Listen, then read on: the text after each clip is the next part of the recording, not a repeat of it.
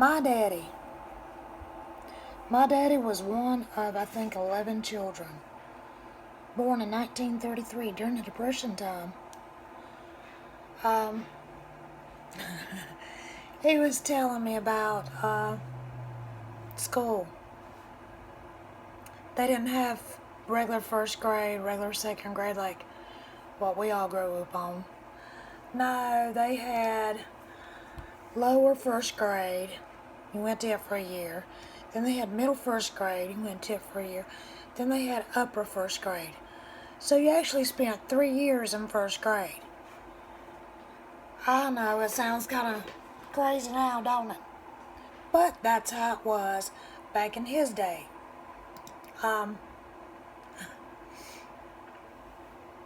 He's telling me about a cat that was in a barn.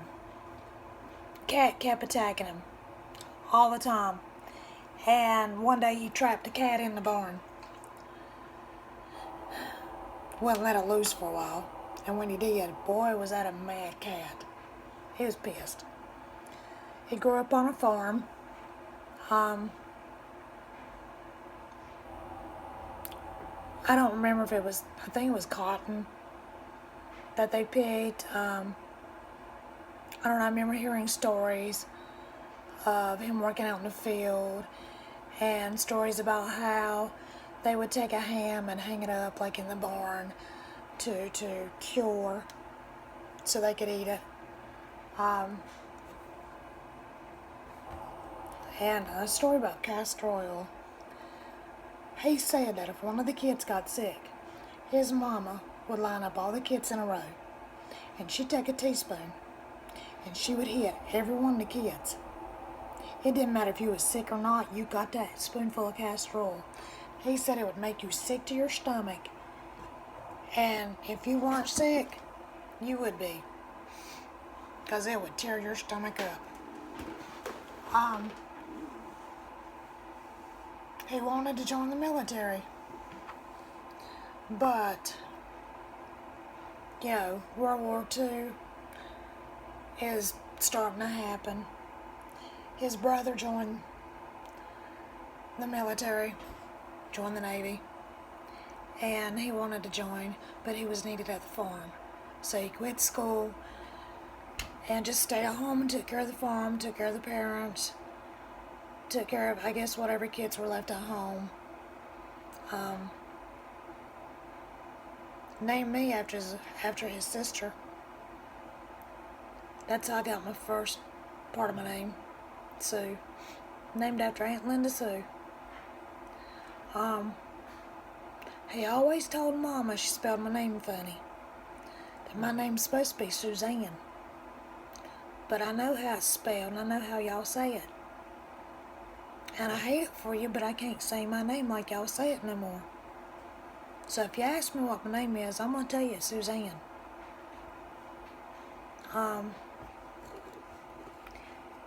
What did my daddy teach me in life other than how, the love of God? That was utmost. He was a preacher. Started a bunch of churches. Loved the Lord with all his heart. Tried to instill that love to all the kids in the family. 2 boys, 2 girls.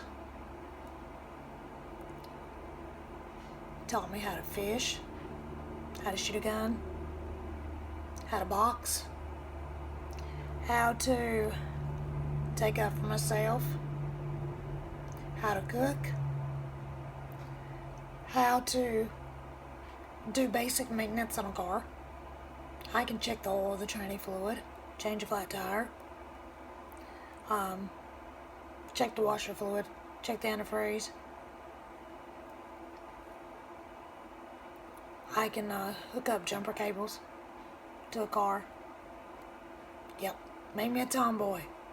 Tomboy at heart. Took me fishing at Camp Caraway when I was little. Now that was fun. Just being him, sitting on that riverbank, fishing, talking about, stuff, whatever happened during that week, between the two of us, my schoolwork, just anything and everything. And we would stop by a store, Hillsville Mart, up toward Archdale area. And he would always buy me a Yoo-Hoo and a pack of Nabs, orange peanut butter crackers, and a little snack pack of peanuts. That was our snack while we were fishing. See, we ate breakfast before we left. We were smart. And we would sit there and just fish. Didn't matter if we caught anything or not. But that was our time together. And I miss it. Think about that place often. I took my son by there. Showed him the fishing hole where me and Daddy went fishing at. My daddy taught me how to go out on a canoe and how to paddle a canoe. No, I can't swim a lick. But I can get out on that water and I can paddle. Give me a life vest. I'm good to go. Showed me how to whip. You know, the little... It's a whip, leather whip. You take and... I can do that. I can use tools. Taught me carpentry. Taught me how to paint. I went painting with him after high school. My first job was with my daddy. He, working as a maintenance person. Nursing home somewhere in Siler City. And I went with him. He taught me how to drive a car. Yes, he did. Mama, I'd get on her nerves. Because, you know, I think it was one hand at 12 o'clock and a hand at 3 o'clock. Something like that. And I just couldn't do it. I had to have one hand on like 11, the other hand like at 4. And it drove her crazy. She come in one day telling Daddy she couldn't teach me how to drive, so he took over. Taught me how to drive. Took me to get my learner's permit. Took me to buy my first car. Taught me how to cook anything and everything. Got me hooked on coffee when I was 16. And he took up for me anytime I needed it. And it didn't matter with who. He always had my back. I was his baby girl. And he called me Princess. I was his baby. Now, I guess the reason why I was his baby is because when I was 5 and a half, I drank Red Devil Eye. This is one scar of many. And I died. I went to heaven. And him and the preacher, Stanley Mursky, prayed over me. Mom was crying and the whole family was tore up. And I had a lot of surgeries. Went through immortal hell. And Daddy was there. He started spoiling me. And just kept doing it. When I got older and he didn't know what to buy me for Christmas, I'd get $10. Guaranteed. Every birthday, every Christmas. My son come along, he'd get $10. You know? And Daddy, he would always tell me, take this money and spend it on you. Don't spend it on nobody else. Because I know how you are. Spend it on yourself. And he didn't know this, but a lot of times when we were out together and I had that $10 on me, I spent it on him. Yep, I did. I'd buy him lunch with it, put gas in his car. You know, I always kept the $10 he gave me and spent it on him. I don't know why I didn't spend it on me. I just wanted to spoil my daddy back, I guess. He took me out of school on my 16th birthday. Took me out to eat. Spent the whole day together. And boy, was Mama pissed. She was mad. Because she didn't tell nobody, but she was going to take me out of school. Take me out to eat. Daddy beat her to the punch. So she thought I had laid out of school. And when me and Daddy got home, oh Lordy, she's like, where y'all been? I went to school to pick her up and she wasn't there after she laid out. Daddy's like, no, I went and got her early. I got her. Oh, okay. You know, and like I said, my daddy was always there for me. Always. No matter what I needed, no matter what was going on in my life, he would stop what he was doing if necessary and help me out. He was there when I had my son. He was there after I got married. The first time to my husband. Or no, second time. The first time we got married, whenever that was, I don't know. I do remember my husband asked for Daddy's hand. Or asked for my hand, whatever. He asked Daddy, could he marry me? I remember that. That's a keeper. That's a keeper. When your boyfriend goes to your daddy and says, is it okay with you that I marry your daughter? Is that cool with you? That's a keeper right there, girls. And that's how we got together. My daddy took care of me during miscarriages, during flus, surgeries, divorces, anything I needed. Pop was there. My dad was the best.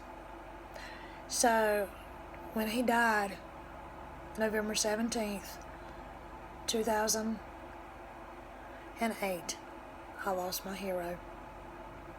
Daddy was my Superman. First love of my life. The first hero of my life. And, you know, here it is, almost 3.5 years past my head injury. And I'm looking at the calendar. Today is the day he went in the hospital. His last time he went in. And even though it's bittersweet to know this, I know where my daddy lies. His body is in Lumberton. That's all. It's just a body. But my daddy's in heaven waiting on me. I'm going to see him one day soon. When my work on earth is done for God, when my time down here on earth is through, I'm going to see my daddy. That's some tears you're seeing right now. I'm going to see my dad. I might miss him an awful lot down here. And that's okay. He's not here in body. He hasn't seen me change. He hasn't seen my son grow up. He hasn't seen his great-grandkids grow up. There's a lot of life he's missed. He hasn't seen my son get saved. He didn't see me get saved. He didn't see me get baptized. My son got baptized. My son got saved on Mother's Day. How's that for a present? My daddy missed it. But that's okay. We know where Daddy is. One day we want to see him. Like he used to say, when the roll was called up yonder, I'll be there. Oh yes. I'll be in heaven with my dad. He was my hero. My buddy. My pal. I learned a lot from my daddy. I learned how to love people. I learned how to love God. I didn't think God was real for a long time. I didn't think God was real.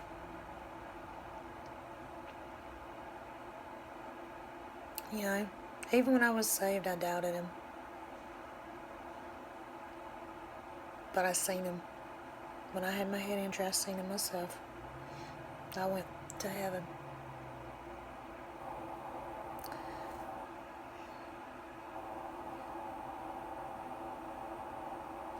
You know, I just want to say this before I end this video. Cancer sucks. It sucks royal raw eggs right through its nose. But cancer didn't take my daddy out. Pneumonia did. Cancer would have eventually. So folks, if you're watching this video and you have your parents around, love them with all your heart. Be kind to them. Treat them with respect. And if you have somebody in your family dying, you go to that person. FaceTime them, Zoom them, you know, whatever you have to do. You let them know that you still love them just the way they are, that you've enjoyed their company. Take a few minutes out of your life to share what's in your heart. They'll appreciate it. You see, I had a month with my daddy before he died. The whole month of October 2008, I spent it with my daddy. And granted, when it was time for him to leave my home, yes, I was frazzled. Yes, I needed a break. I was having a nervous breakdown, didn't know it. But I had a whole entire month to spend with my dad.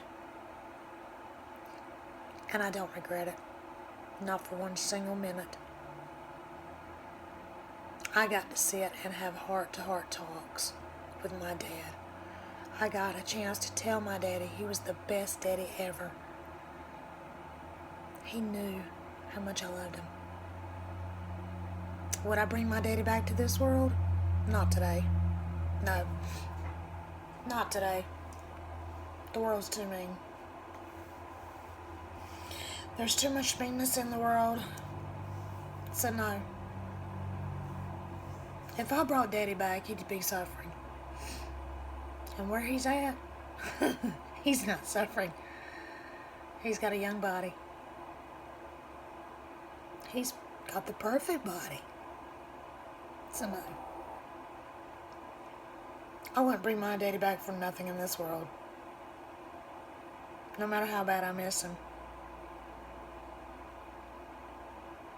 It's okay for me to miss Daddy this year. I've given myself that right.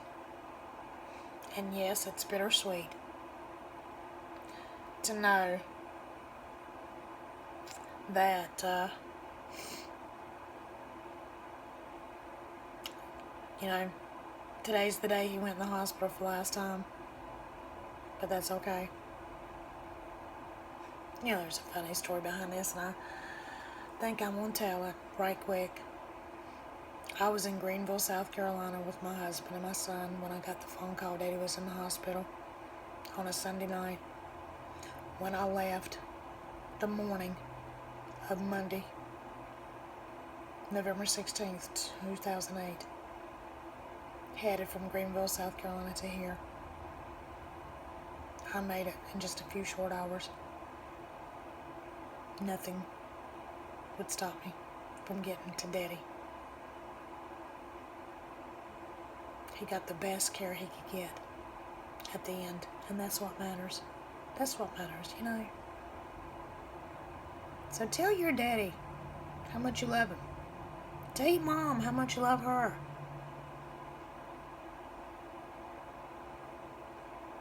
Tell that sick person in your family how much you appreciate them.